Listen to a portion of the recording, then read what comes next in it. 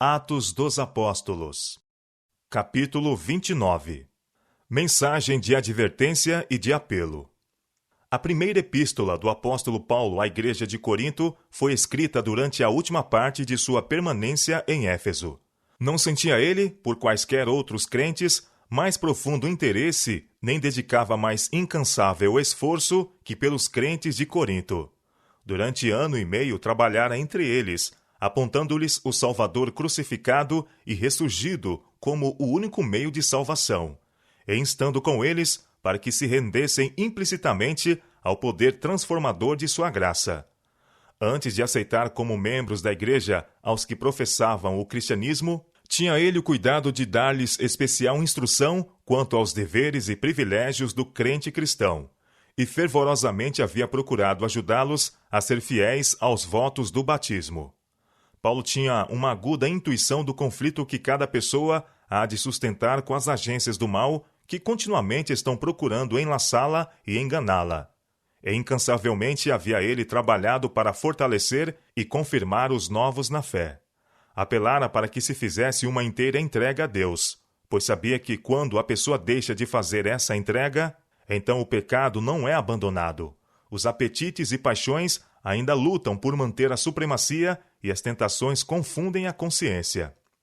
A entrega tem que ser completa. Todos os que se sentem fracos, em dúvida, que lutam para se render inteiramente ao Senhor, são colocados em contato direto com as agências que o habilitarão a vencer. O céu lhes está próximo, e eles são sustentados e socorridos por anjos de misericórdia em todas as ocasiões de lutas e necessidades. Os membros da igreja de Corinto estavam rodeados pela idolatria e sensualismo da mais sedutora forma. Enquanto os apóstolos estavam com eles, essas influências tiveram para eles pouco atrativo. A fé firme de Paulo, suas ardentes orações e fervorosas palavras de instrução, e acima de tudo sua vida piedosa, tinham-nos ajudado a negar a si mesmos por amor de Cristo, em vez de se deleitarem nos prazeres do pecado. Depois da partida de Paulo, no entanto, surgiram condições desfavoráveis. O joio, que havia sido semeado pelo inimigo, apareceu entre o trigo, e não demorou para que começasse a produzir seu fruto maligno. Esse foi um tempo de severa prova para a igreja de Corinto. O apóstolo não estava mais com eles para socorrê-los com seu zelo, e em seus esforços para ajudá-los a viver em harmonia com Deus. E pouco a pouco, muitos se tornaram descuidados e indiferentes, permitindo que gostos e inclinações naturais os controlassem. Aquele que tantas vezes havia estado com eles para que mantivessem altos ideais de pureza e retidão, não mais estava com eles. E não foram poucos os que, tendo ao tempo de sua conversão abandonado os maus hábitos, retornaram aos degradantes pecados do paganismo. Paulo havia escrito brevemente à igreja, admoestando os irmãos a não se misturarem com membros que persistissem na perversidade. Porém, muitos dos crentes perverteram o significado das palavras do apóstolo, discutindo sobre elas e desculpando-se por desconsiderarem suas instruções. Uma carta foi enviada pela igreja a Paulo, suplicando-lhe conselhos sobre vários assuntos, mas nada dizendo dos afrontosos pecados existentes entre eles. O apóstolo foi, entretanto, fortemente impressionado pelo Espírito Santo quanto a estar sendo ocultado o verdadeiro estado da igreja, e que essa carta era uma tentativa de arrancar-lhe afirmações que os signatários pudessem usar para servir a seus próprios intentos. Por essa ocasião, vieram a Éfeso membros da família de Cloé, família cristã de alta reputação em Corinto. Paulo pediu informações e lhe disseram que a igreja estava dividida. As dissensões que surgiram no tempo da visita de Apolo haviam aumentado grandemente. Falsos mestres estavam levando os membros a desprezar as instruções de Paulo. As doutrinas e ordenanças do evangelho haviam sido pervertidas. Orgulho, idolatria e sensualismo estavam constantemente tomando vulto entre os que uma vez haviam sido zelosos na vida cristã. Sendo-lhe este quadro apresentado, Paulo viu que seus maiores temores tinham mais que se realizado. Mas não deu por isto lugar ao pensamento de que sua obra tinha sido um fracasso. Com angústia de coração e com muitas lágrimas, ele procurou o conselho de Deus. Alegremente teria visitado Corinto imediatamente, se esse fosse o caminho mais sábio a seguir. Mas ele sabia que em sua presente condição, os crentes não tirariam proveito de seu trabalho, pelo que enviou Tito, a fim de lhe preparar o caminho para uma visita pessoal mais tarde. Então, pondo de parte todos os sentimentos pessoais sobre o caminho daqueles cuja conduta revelava tão estranha perversidade, e descansando suas preocupações em Deus, o apóstolo escreveu à igreja de Corinto uma das mais ricas, mais instrutivas e mais poderosas de todas as suas cartas. Com notável clareza começou por responder às várias perguntas suscitadas pela igreja, estabelecendo princípios gerais que, se fossem aceitos, os levariam ao mais alto plano espiritual. Eles estavam em perigo e ele não podia sequer admitir o pensamento de fracassar em alcançar-lhes o coração nesse momento crítico. Fielmente os advertiu de seus perigos e reprovou-lhes os pecados. Apontou-lhes de novo a Cristo e procurou reacender neles o fervor da primitiva devoção. O grande amor do apóstolo pelos crentes coríntios foi revelado em sua terna saudação à igreja. Ele se referia à experiência deles em se haverem tornado da idolatria para o culto e serviço ao verdadeiro Deus. Recordava-lhes os dons do Espírito que haviam recebido e mostrava que era privilégio deles fazer constantemente progresso na vida cristã até que alcançassem a pureza e santidade de Cristo. Em tudo fostes enriquecidos nele, escreveu, em toda a palavra e em todo conhecimento, como foi mesmo o testemunho de Cristo confirmado entre vós, de maneira que nenhum dom vos falta, esperando a manifestação de nosso Senhor Jesus Cristo, o qual vos confirmará também até ao fim, para serdes irrepreensíveis no dia de nosso Senhor Jesus Cristo. 1 Coríntios capítulo 1, verso 8. Paulo falou claramente das dissensões que haviam surgido na igreja de Corinto e exortou os membros para que cessassem as contendas. Rogo-vos, porém, irmãos, pelo nome de nosso Senhor Jesus Cristo, escreveu ele, que digais todos uma mesma coisa e que não haja entre vós dissensões, antes sejais unidos em um mesmo sentido e em um mesmo parecer. 1 Coríntios capítulo 1, verso 10. O apóstolo sentiu-se em liberdade para mencionar como e por quem tinha sido informado das divisões na igreja. Porque a respeito de vós, irmãos meus, me foi comunicado pelos da família de Cloé, que há contendas entre vós. 1 Coríntios capítulo 1, verso 11. Paulo era um apóstolo inspirado. As verdades que ensinou a outros, ele as havia recebido por revelação.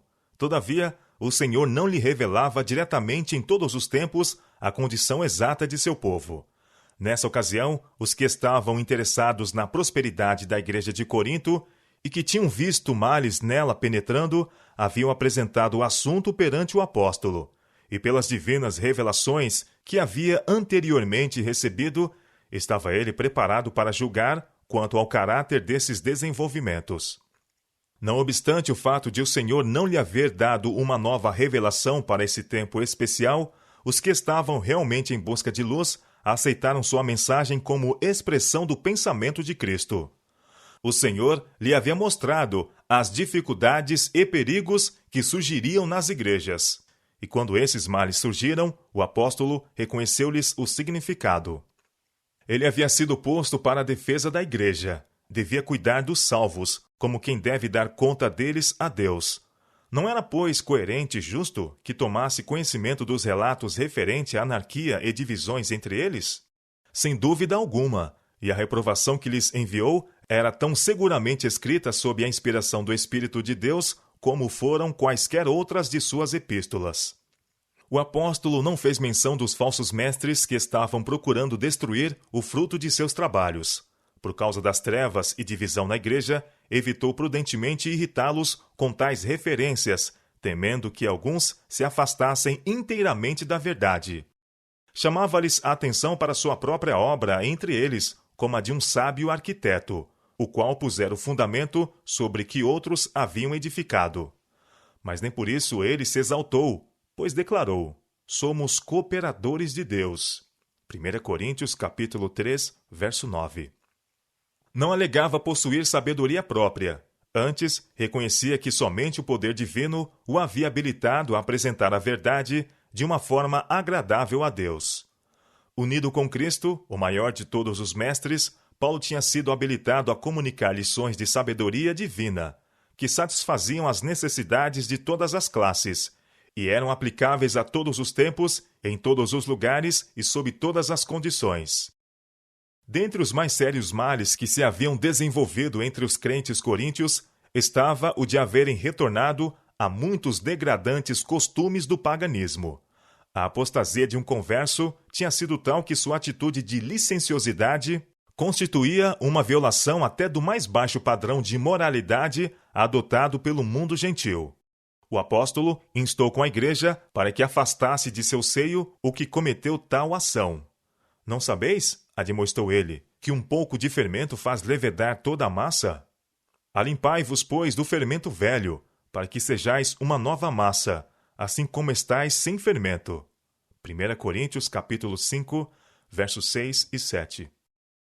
Outro grave mal que havia na igreja era de ir um irmão contra outro perante tribunais. Havia sido tomadas suficientes medidas para a solução de dificuldades entre crentes.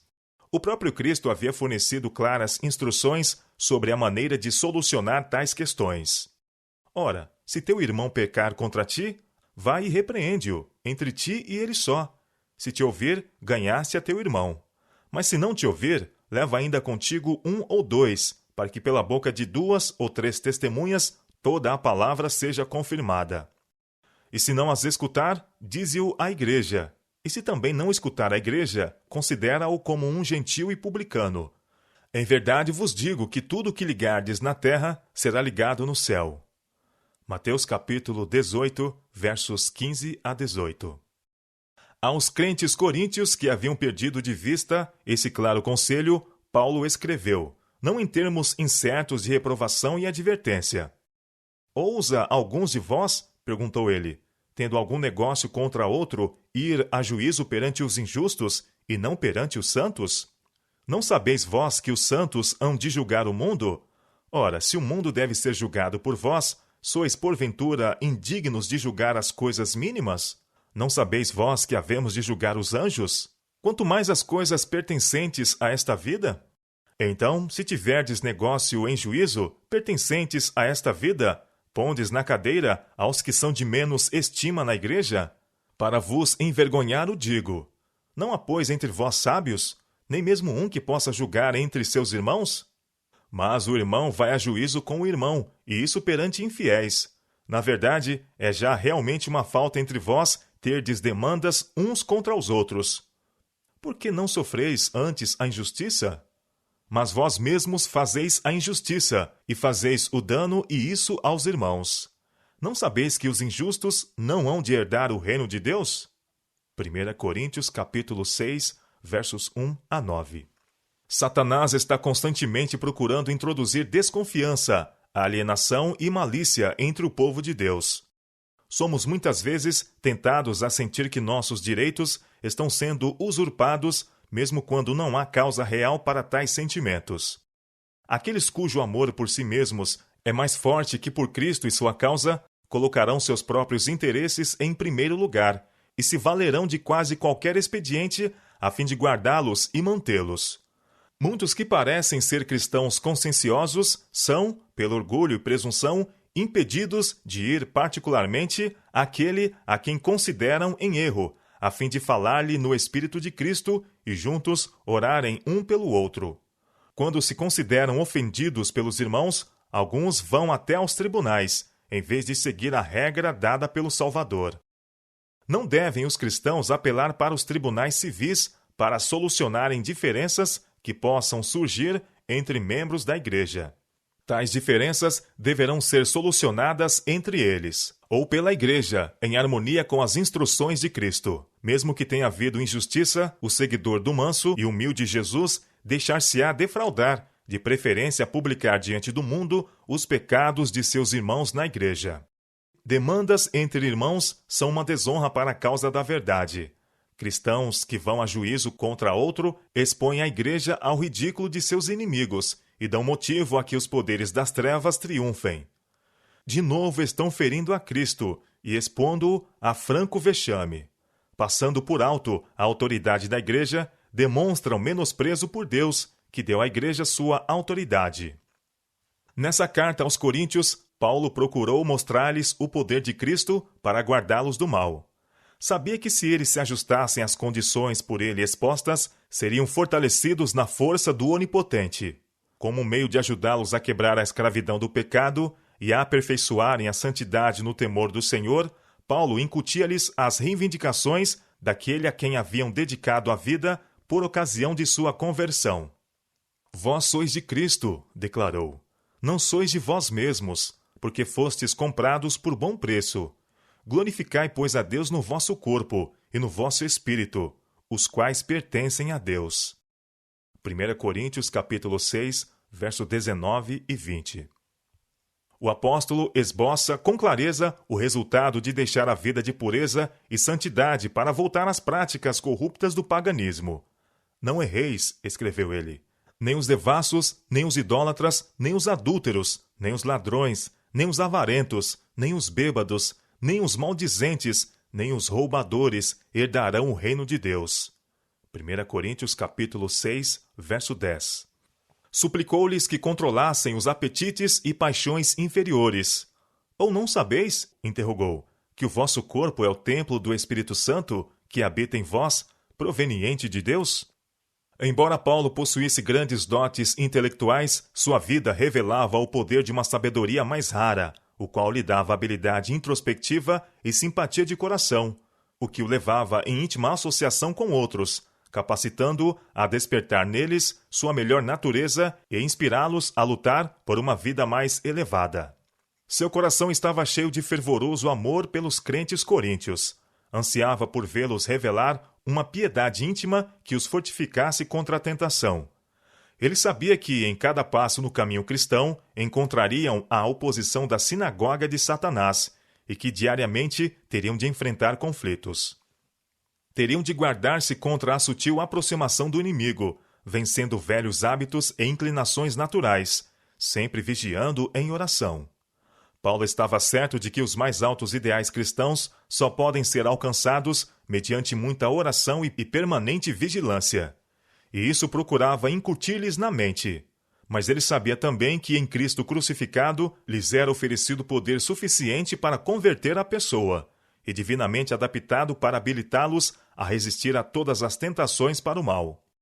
Com fé em Deus como sua armadura e com sua palavra como arma de guerra, eles seriam supridos com poder íntimo que os capacitaria a rechaçar os ataques do inimigo. Os crentes coríntios necessitavam de mais profunda experiência nas coisas de Deus. Eles não sabiam exatamente o que significa contemplar sua glória e ser transformados de glória em glória. Haviam visto apenas os primeiros raios do alvorecer desta glória. O desejo de Paulo por eles era que eles fossem cheios de toda a plenitude de Deus, conhecendo e prosseguindo em conhecer aquele cuja saída é como a alva, e continuassem a aprender dele até que chegassem a pleno meio-dia de uma perfeita fé evangélica.